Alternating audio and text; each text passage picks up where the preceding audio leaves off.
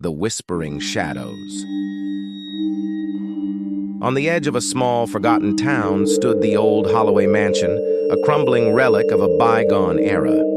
It had been abandoned for decades, its windows boarded, its doors sealed with iron chains. Locals whispered that the house was cursed, a place where the echoes of sorrow and malevolence lingered in the shadows. No one dared to enter, save for those who were driven by desperation or daredevil curiosity. One crisp autumn evening, a young woman named Clara, newly arrived in town, found herself inexplicably drawn to the mansion. She had heard the stories but had always been a skeptic, driven more by the need to understand than by fear. Determined to prove the legends false, Clara ventured towards the house as dusk fell, the orange light casting long, eerie shadows. As she approached, a chilling breeze swept through, rustling the fallen leaves and carrying with it a faint, mournful whisper. Clara shivered but pressed on. The front door, surprisingly unbarred, creaked open with a groan that seemed to echo in the still night air. With a flashlight in hand and her heart pounding in her chest, Clara stepped inside.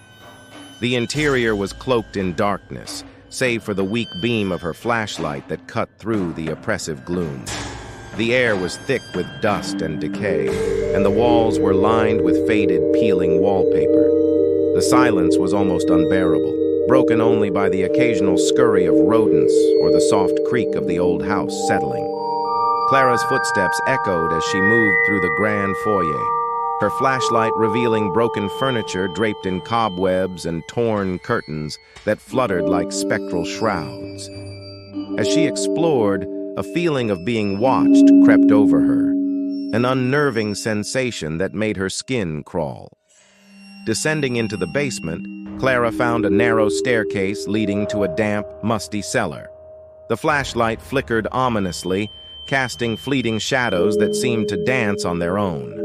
Her breath quickened as she noticed a series of old, faded portraits on the walls, each depicting somber-faced individuals with hollow eyes. Clara couldn't shake the feeling that their gazes followed her every move. At the end of the cellar, she discovered a small iron door slightly ajar. Beyond it lay a hidden room, its walls lined with strange symbols and old, yellowed books. As Clara stepped inside, a sudden chill enveloped her, and the door slammed shut behind her with a deafening bang. She was trapped. The temperature plummeted, and Clara's breath formed visible clouds. Her flashlight began to flicker erratically, casting grotesque shadows that twisted and writhed on the walls.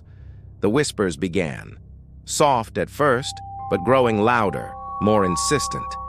They were as if hundreds of voices were speaking in unison, recounting tales of horror and despair. Clara tried to force the door open, but it wouldn't budge. The whispers turned to screams, and a cold, invisible force seemed to press down on her. The shadows on the walls grew darker, taking on sinister shapes that reached out with elongated, gnarled fingers.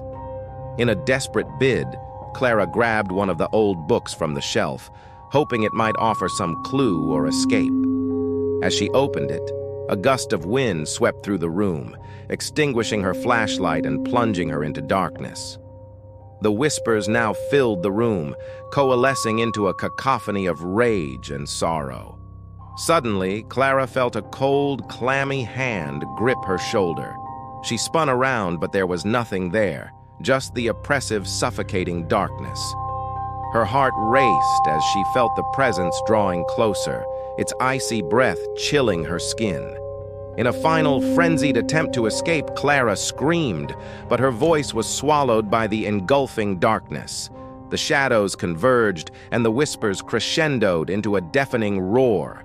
The room was filled with a blinding light, and then, as suddenly as it began, it was over. The next morning, townsfolk found the Holloway mansion as it always had been, silent and still. Clara was never seen again.